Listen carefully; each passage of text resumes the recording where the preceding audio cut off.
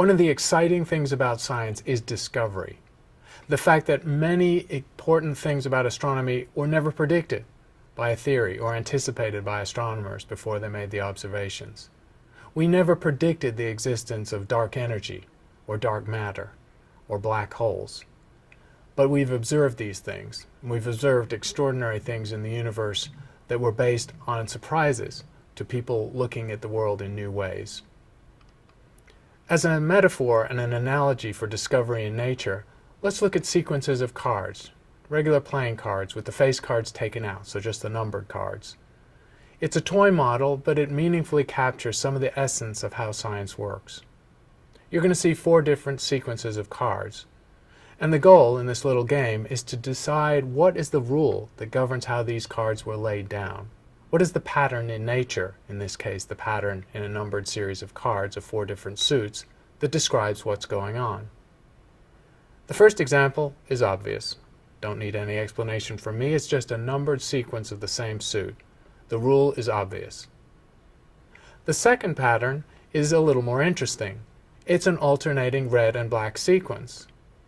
But notice here that some information is important, the alternating red and black sequence, and some information is irrelevant, the actual numbers of the cards, or the difference between the 2 red and the 2 black suits.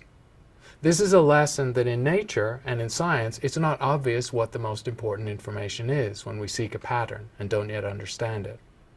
But now look at the third and fourth patterns and see if you can decide, before I give away the answer, what is the rule that governs how these cards were laid down.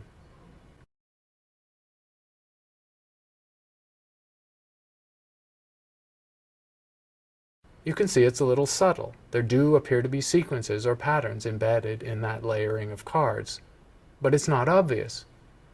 By trying to imagine the rule, you're doing what a scientist does. You're developing a hypothesis and testing it against nature, in this case a sequence of cards. And you're using a small sequence of the data to see if your prediction matches what comes later.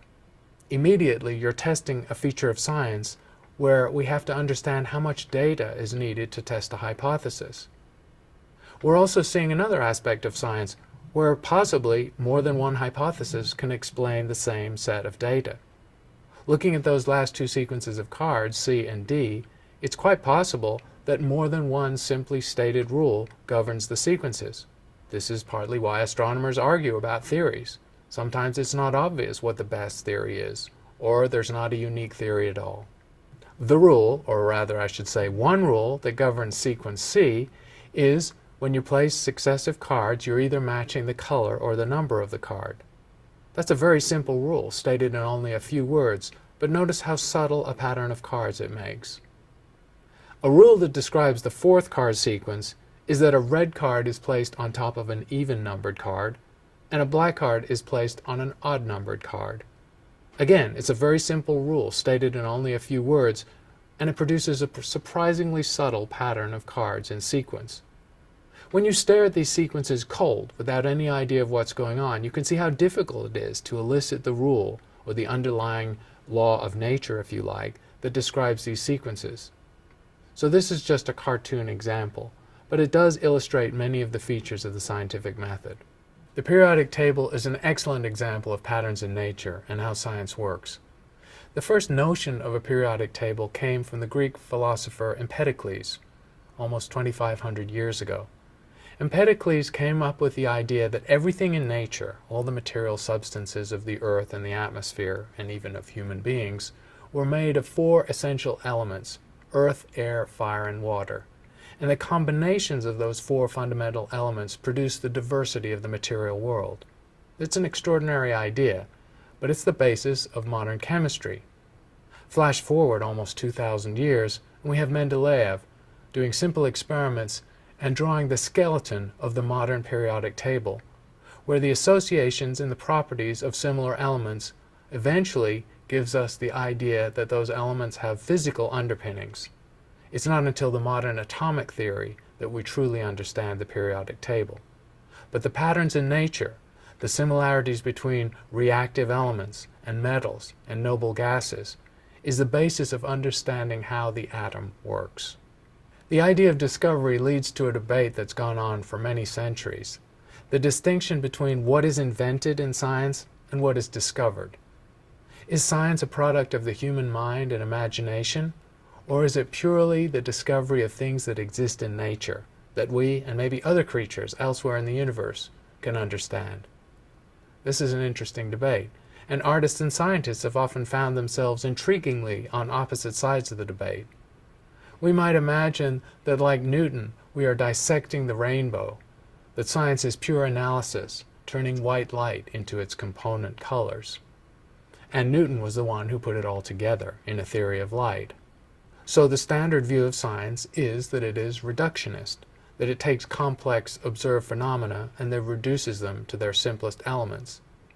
But science also involves synthesis, and that synthesis is an important part about how we understand nature and build scientific theories.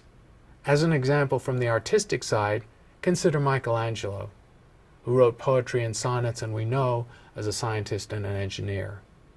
We might imagine that an artist is imposing their will on a canvas or a lump of marble or clay, imposing a vision of what they might imagine that to be and creating it from scratch.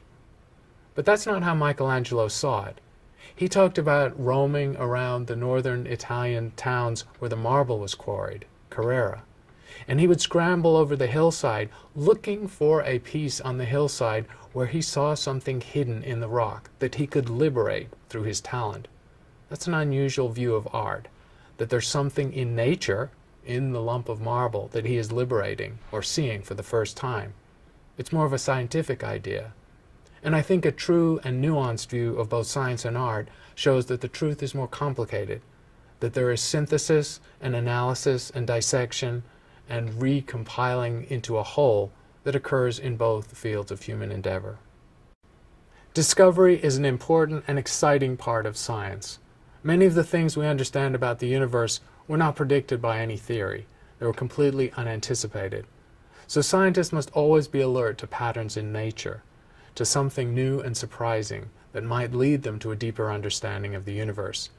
This is as true in art as in science. The whole idea of whether things are discovered or invented and are products of the human mind is an interesting philosophical debate that's never been resolved.